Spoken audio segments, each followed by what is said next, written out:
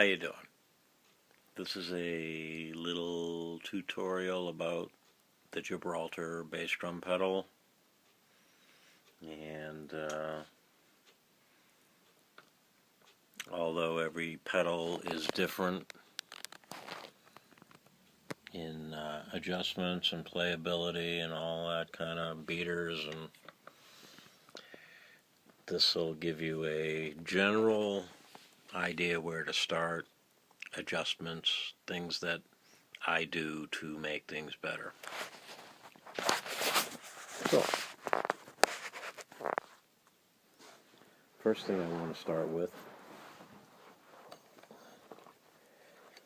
is, okay, that's the pedal. I believe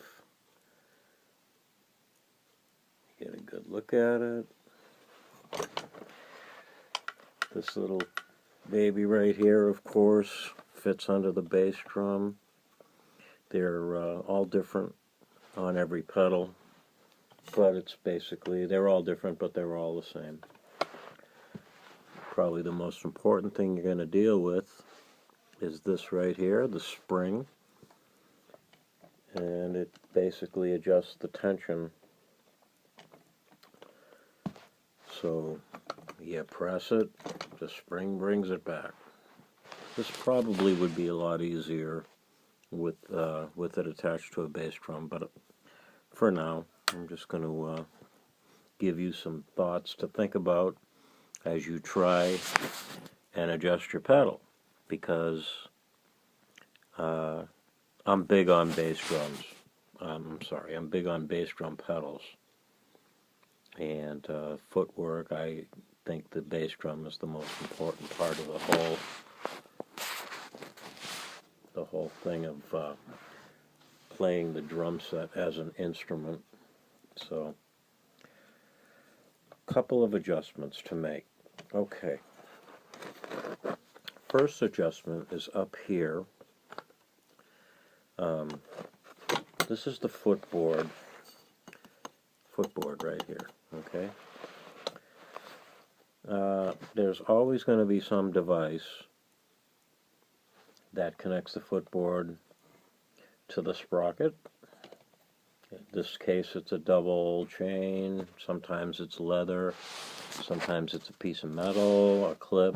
It all depends. It's usually a chain or a piece of leather. And a couple of things to think about is that this particular model, on this axle right here, this whole axle goes through, it is not adjustable.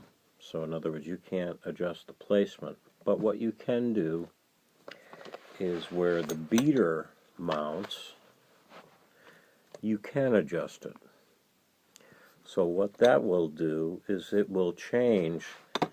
This is the pedal in its resting spot. So you can change where you want the pedal to end up when you're done using it, or when you're done making a hit, okay? And there are several ways to do that. So you want to set your footboard up so you're comfortable with it. And there are two ways to do that. So I'm going to go to number one here, and that's this adjustment right here. And what this adjustment does, it allows where the pedal starts its stroke from and where it ends up. So in other words, this whole axle moves, but the spring, it changes the resting position, or the position at the end of the stroke. Wow, I could have poked my eye out on that. So that's a very important adjustment. A lot of people say that they get hit by the back of the pedal. This is the adjustment that you want to adjust to get rid of that. Okay. The next most important adjustment I would say would be right here, is the adjustment of the spring tension. There's usually two adjustments.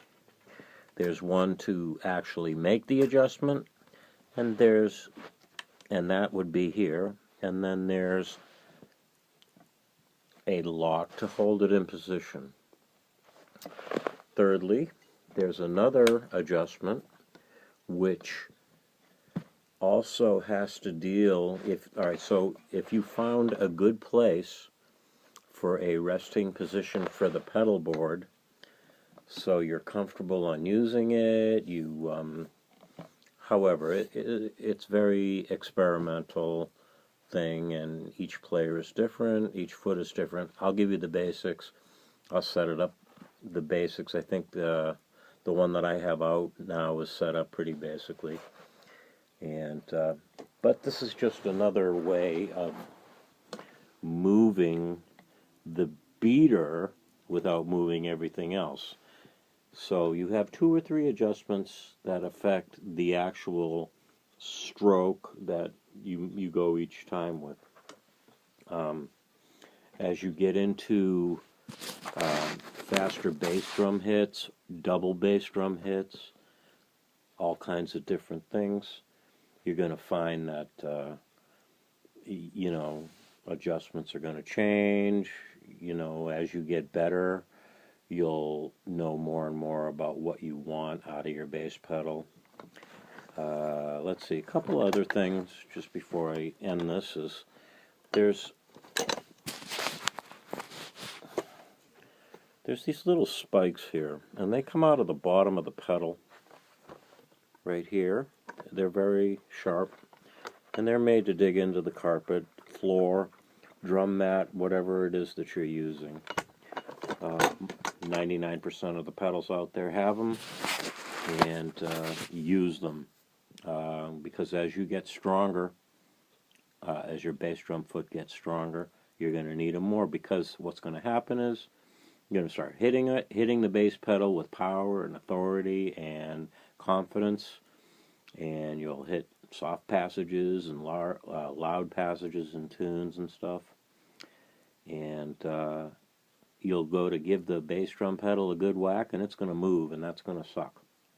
So a good drum rug for underneath the set, where the throne is on it, the bass drum is on it, and the bass drum pedal is on it, and usually you're good to go. Usually you're not going to have any trouble whatsoever with it moving with a decent piece of rug.